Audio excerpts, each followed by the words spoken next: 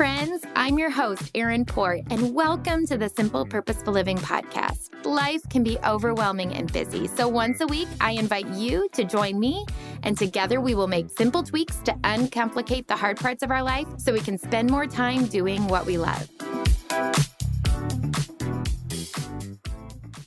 Welcome back, friends, and Happy New Year. We are officially 1 week into 2025, and I have already managed to write 2024 in my gratitude journal nearly every morning. It takes time to get used to the fresh start and the change, so I hope that you're giving yourself some grace as we head into this new year. January 2nd, which is when I'm recording this, we are having a snow squall, which means school is out for the day. We're all home.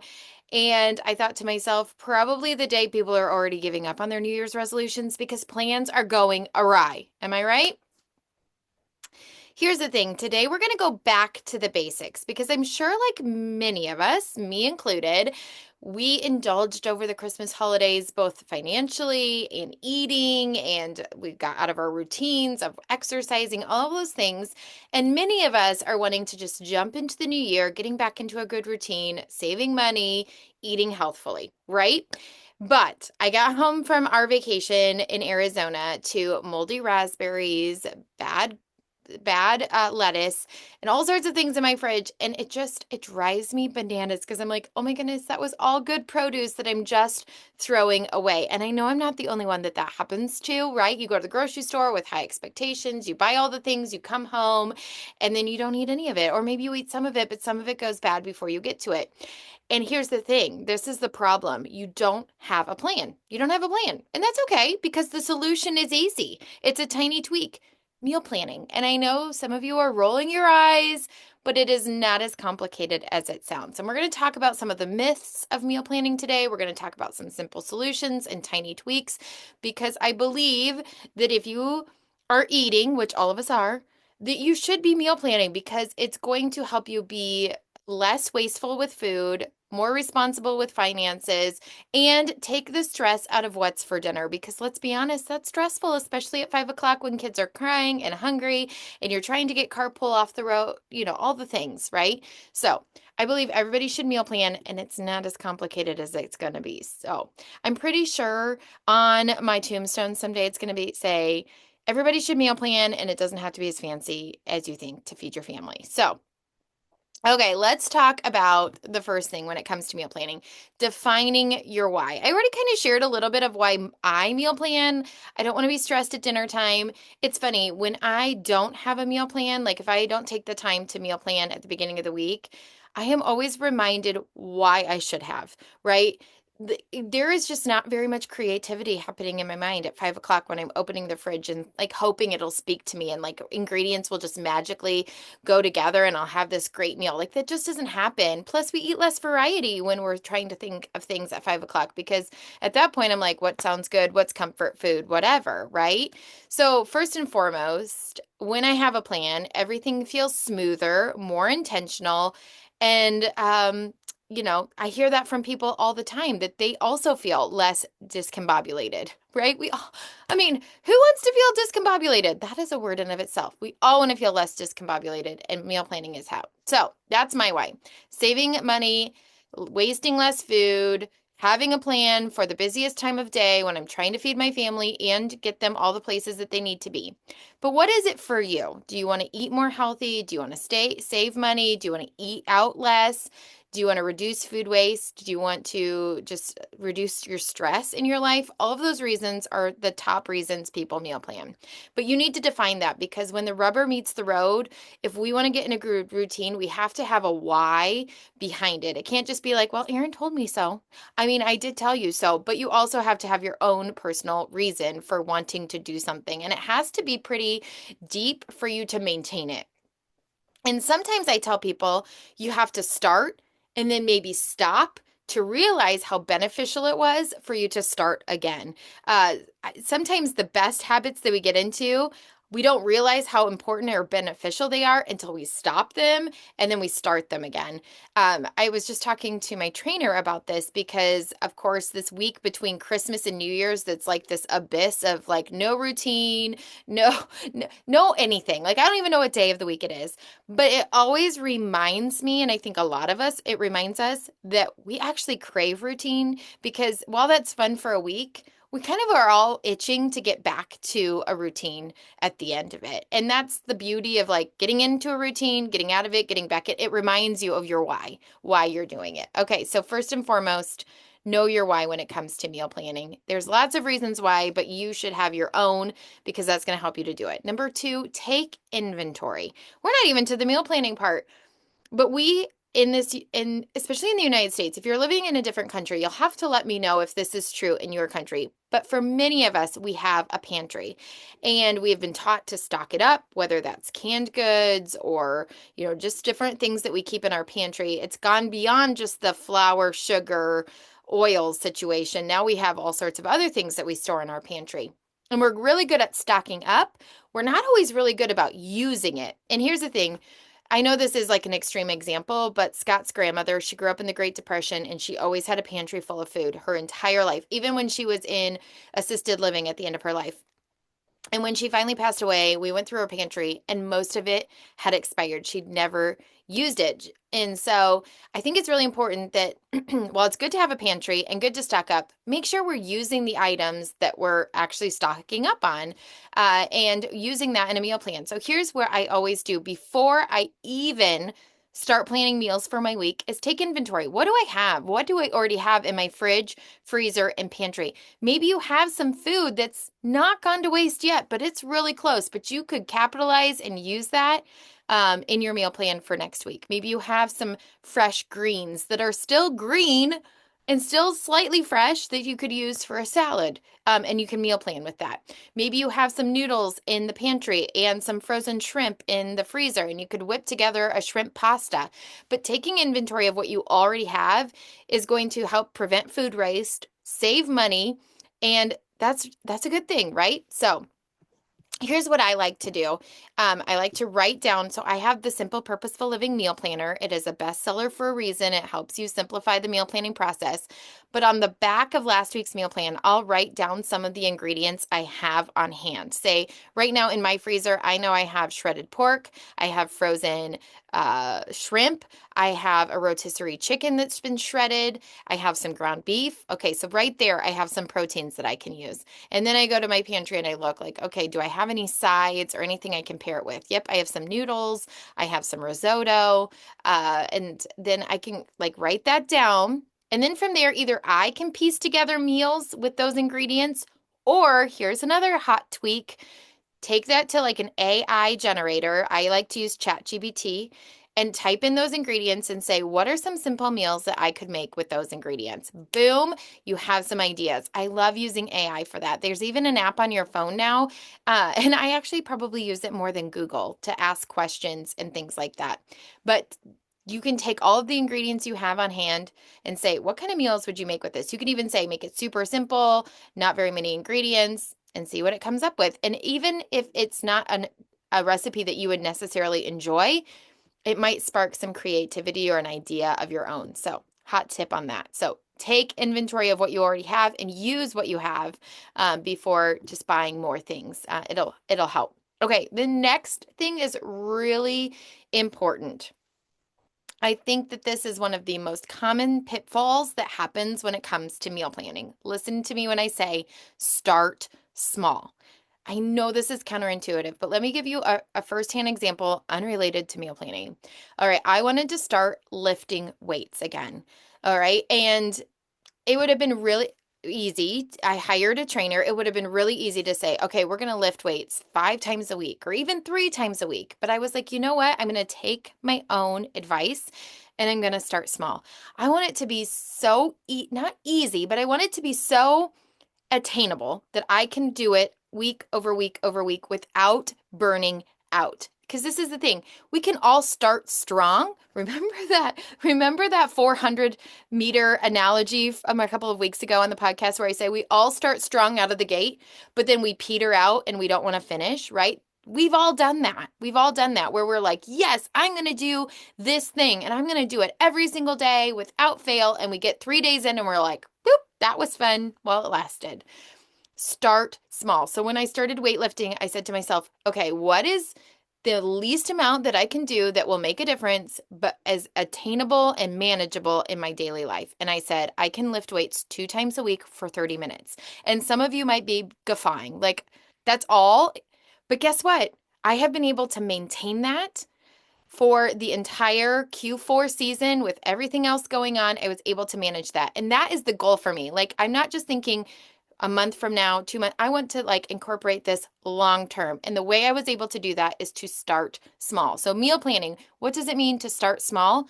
Maybe you're meal planning 2 meals a week. If you're meal planning 0 meals a week, 2 meals a week is great. All right. And that might be all you need to do. A lot of people, the myth they think when it comes to meal planning is I meal plan 21 meals a week, breakfast, lunch, and dinner.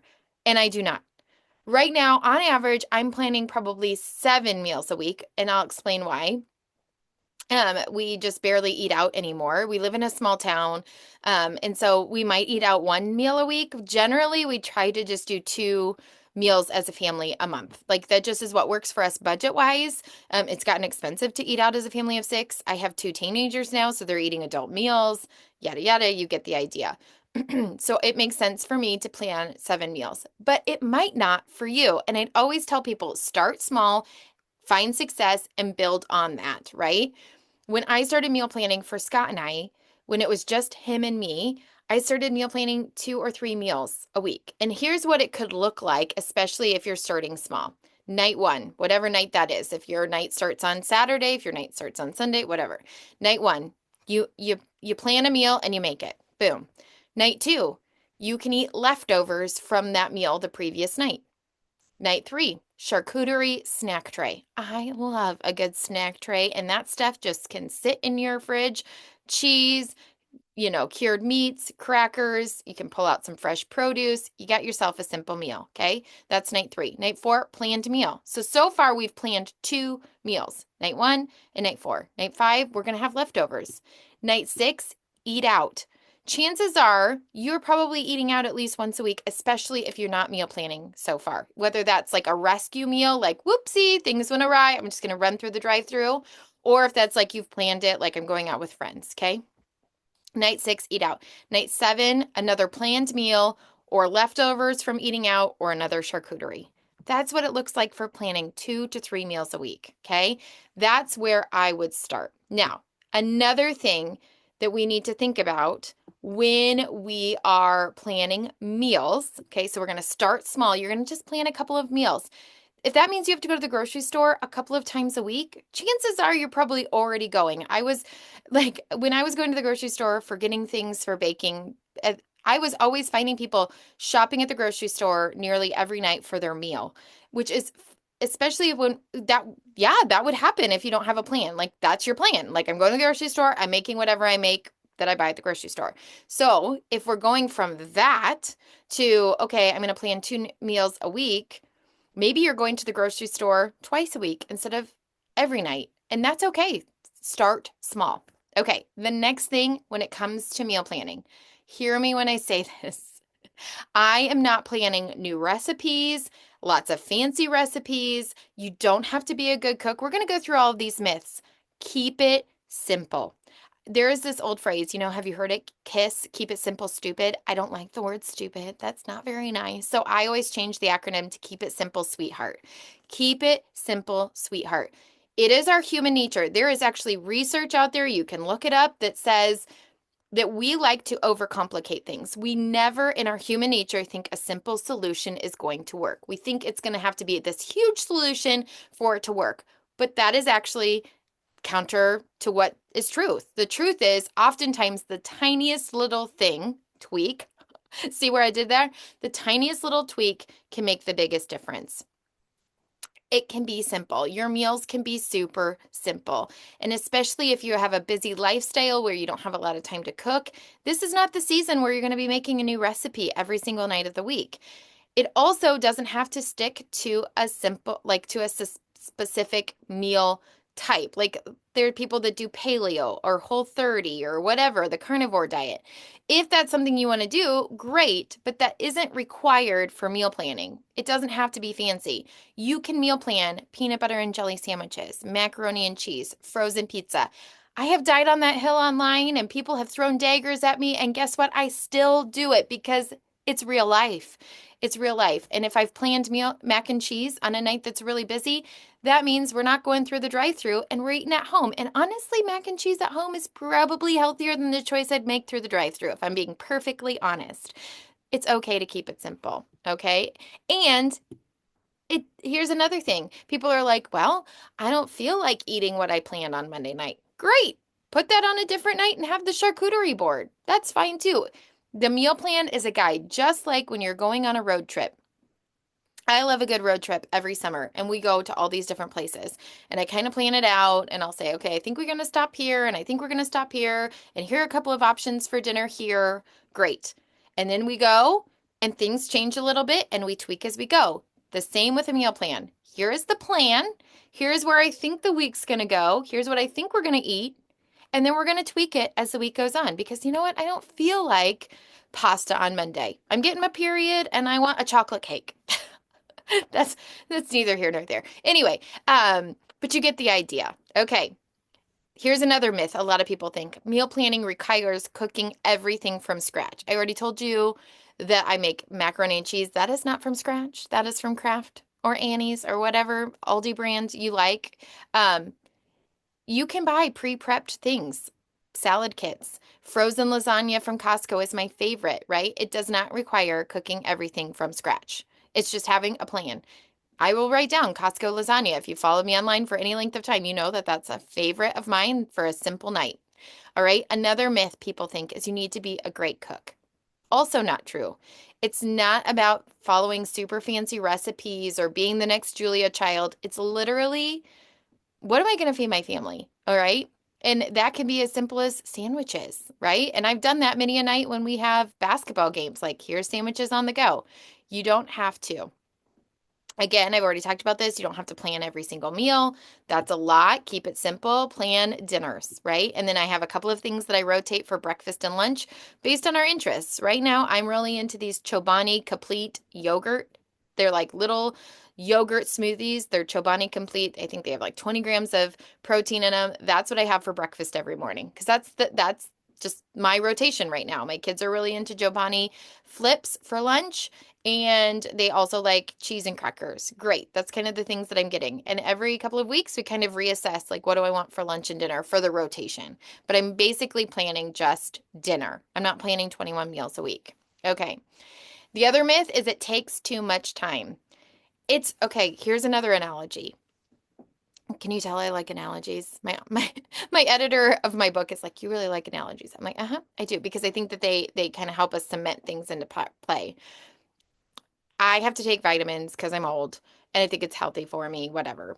And I have this little vitamin container where I like put all my vitamins in every single day. And yeah, it probably takes me about 10 or 15 minutes to get out all the bottles and put in all my vitamins and get it all ready for the week. But if I had to get all those vitamin containers out every single night, I would be spending way more than 15 minutes. So yes, there is an upfront cost of 15 minutes to put my vitamins away for the week. But number one, I'm more likely to take my vitamins. Same thing with meal planning. If I have a plan for what I'm going to eat for dinner, there is way more likeliness that that is what I'm going to make for dinner, meaning there's less food waste. I'm spending less on eating out because of last minute changes, right? And it just is less work. I'm not having to come up with a meal every single night. I'm not having to get the bottles of vitamins out every single night. It's all planned. So it does feel like it takes time on the front end. It's really saving you time on the back end. I promise you. Okay.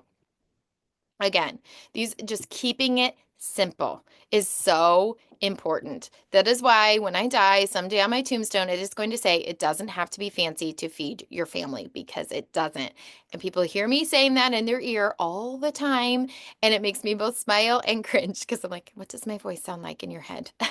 But it is true. If nothing else, you take out anything away from this podcast, the meal plan that you create for your family does not have to be fancy. Simple meals that your family loves, that is where it starts. And that's what I always recommend to do is, especially as you're starting meal planning, coming up with a couple of meals that your family loves, and that being your first meal plan, maybe your first two meal plans. If your family loves tacos, if your family loves pasta, well, that's your meal plan for the week because you're going to find success and you're going to want to do it again. Okay. And then, of course, always follow me online because I share our meal plan every single week, not in hopes that you'll copy it, but in hopes of like being kind of like that AI generator. Like, this is what Erin's planned. Maybe I can find some inspiration or it'll spark some creativity for my own meal plan. Okay, we're going to start small with just a couple of meals planned. We're going to keep it simple. We're not going to try a bunch of new recipes. Okay, so now we have a couple of meals planned. Okay, maybe it's tacos and spaghetti and meatballs, right? Super simple. Now we're going to create a grocery list. Did you know 30 to 40% of people go to the grocery store without a list? Ah! Let me just tell you, when I go to the grocery store without a list, it is not good. A, I forget things, and B, I buy things that I don't need or, I mean, I want them. I don't need them, okay? When we have a list, it helps us to not forget items, right? Because the best time to remember what you needed from the grocery store is when you're sitting in the garage when you've just gotten home. It helps you to save money because we have a list. I'm going to stick to my list. It helps us to not waste time because when I go to the grocery store with a list, I just right around the store. I'm not perusing. I got what I got. I'm good to go. And it helps decrease stress because it just makes grocery shopping so much easier. When I grocery shop by myself, it also is easier because I don't have a lot of extra people, wanting things in the cart. I remember I was a young mom. My kids used to come with me. Woo! Yeah, it was a lot of no, nope, nope, nope, nope. Good lesson for all of us in self-control. Okay, anyway, create a simple grocery list. And then you're going to be able to grab what you need for those couple of meals that you've meal planned. You're going to be able to take them home and you're going to have what you need on hand, and it is going to be great. Now, it really helps when you create a grocery list where you group like items together. This is the power of our Simple Purposeful Living meal planner. I love our meal planner for a variety of reasons. First, it keeps all of your old meal plans so you can always look back and say, what have I meal planned in the past? Okay? Because once you get going, then you can look back and be like, oh, I haven't meal planned that in a while. And it's inevitable. There'll be something I'm like, oh, yeah, we haven't made that in forever. Number two, it has a grocery list and it groups like items together. Frozen items, produce items, dairy items, dry good items. This helps you just to be more efficient in the grocery store as well because you're not just like ping-ponging all over the grocery store. That sounds like a nightmare. Get in, go through your list of this is what I need in the produce section, this is what I need in the dairy section, this is what I need in the dry goods section. And then you get in, you get out, and you get done. Woohoo! And you save money in the process, okay? So I highly recommend grouping like items together and grabbing our meal planner to help you simplify that process. Here's another one when it comes to grocery lists. This is another tiny tweak I love. Leave your meal planner on the counter. It does two jobs. Number one, it eliminates people asking you what's for dinner because that is a very popular question when you have children. What's for dinner, Mom? If it's on the counter, they can look and see what it is for themselves. Number two, if things run out, you can easily add to your meal planner. I was just looking at my meal planner this morning and it said we needed baking soda. We've clearly done a lot of baking this December and we're out of baking soda. Great, somebody added that so I can grab it at the grocery store next time. I have also trained my kids, if something is out that you want for next week, put it on the meal planner because I don't know unless you tell me. And the best way to tell me is not to my face, but written down on the meal planner. And you would not believe the first couple of times they told me it didn't get written down on the meal planner. I didn't buy it at the store. They learned through natural consequences to write it on the meal planner. It's a good life lesson for everybody. And it helps prevent forgotten things at the grocery store. So just leaving it out, I have my meal planner right next to my coffee pot. It is just a great tiny tweak for multiple reasons. Okay. We've made the grocery list. We've gone to the grocery store. Here's the next thing I need you to embrace, and I will be perfectly transparent when I say I get a sour taste in my mouth when I talk about it, but I've made peace with it because I've made it work and tweaked it for us. And that is embracing meal prepping. When I heard meal prepping, it reminded me of this class I went to when I was a young mom. And we went and we had to buy all these ingredients. It was not cheap. And we went and we made all these baggies of slow cooker meals and we put them in the freezer and then the idea was you'd pull them out and you pop them in your slow cooker. And my family never liked them. And I'd spent all that money and I was so frustrated. That's what I thought of when I thought of meal prepping is like actually prepping meals that you put in the freezer and eat in the future. And it didn't work for us. And so I got a sour taste in my mouth. Now, if that works for you, great. Okay. I'll explain how I've tweaked it to make meal planning or meal prepping work for us. Just like meal planning, it can be super simple. And for us, that's prepping produce because I have found if the produce is prepped, meaning it's washed and cut and put in like a little produce container, we are way more likely to eat it than if it's just sitting whole, looking pretty in the refrigerator. So here's what I do. I come home from the grocery store. I wash the produce. I have my 7-year-old. He is our chief grape plucker. He was in occupational therapy for a couple of years because he had poor pincer grip. Because when he was a baby in an orphanage, he never fed himself. Therefore, his muscles in his hands were never strengthened. And so, one of the things the occupational therapist told me was allow him to do daily activities to grow and strengthen his muscles. And that was a light bulb moment for me that when we allow our kids to do tasks like this, we're actually strengthening their muscles, like literally and figuratively. Like we're helping them with these life skills and we're also helping them grow and develop when we're allowing them to do these things. So, anyway, that was a life-changing moment for me. And now he picks the grapes like a champ, and that is his job. It lightens my load, helps him have his moment to strengthen his muscles, and everybody's happy. So, we prep the produce. Here's another way that I meal prep that I think is really powerful. It doesn't take me much more time to brown ground beef for taco meat and double it. Like if I'm already cooking a pound and a half of ground beef for our family of 6 for one night, it doesn't take me much more effort to ground 3 pounds of ground beef.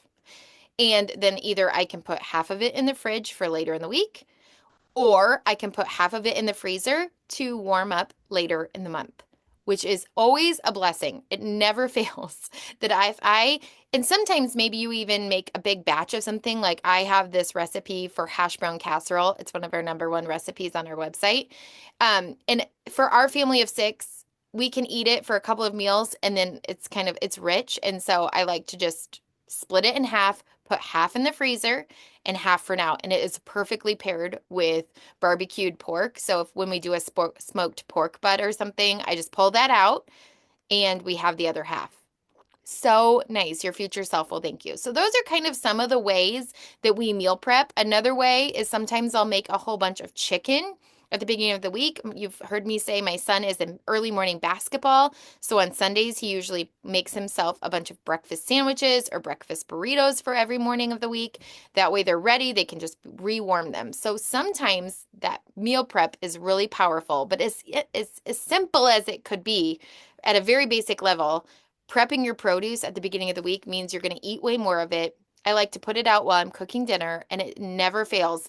Some kid comes along and starts munching on carrots and red peppers. And every mom is like, how do I get my kids to eat more veggies? And that is always my top tip. Okay.